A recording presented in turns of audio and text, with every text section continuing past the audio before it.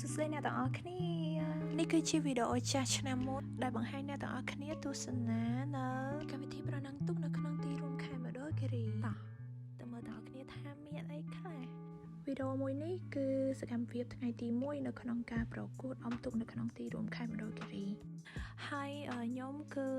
ទៅមើលនឹងគ្រប់ត្រក្រុមទូកដែលតំណាងឲ្យមន្ទីរមុខងារសាធារណៈផងដែរដែលយើងហៅថាងារ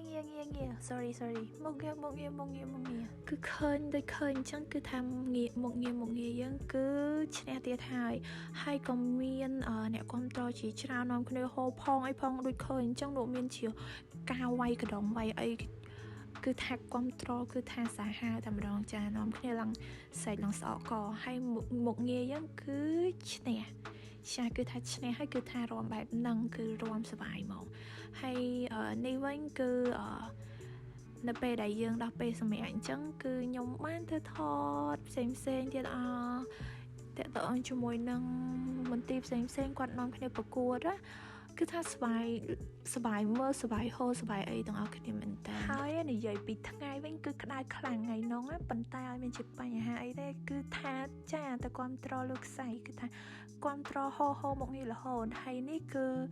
ឃើញអត់នៅដល់គ្រាគឺថាទុកលេខតែសារអ៊ំទៅលេខទូគឺថាសប្បាយមើលសប្បាយសើចមែនតើគឺសប្បាយហ្មងអ្នកណាគឺទៅមើលគឺសប្បាយទាំងអស់គ្នាហ្មងហើយឥឡូវដល់ពេលល្ងាចហើយគឺក្រុមទូកទាំងអស់ហើយនាំគ្នាជិះទូកសំខាន់ណាមើលមេយ៉ាងណាទាំងអស់គ្នាព្រះអាទិត្យលេចស្អាតខ្លាំងមែនតើហើយអមជាមួយនឹងបងគាត់នាំគ្នាអមទូកចឹងទៀតសូស្អាតហើយសង្ឃឹមថានៅក្នុងឆ្នាំនេះកម្មវិធីប្រណាំងទូកនៅក្នុងខេត្តមណ្ឌលគិរី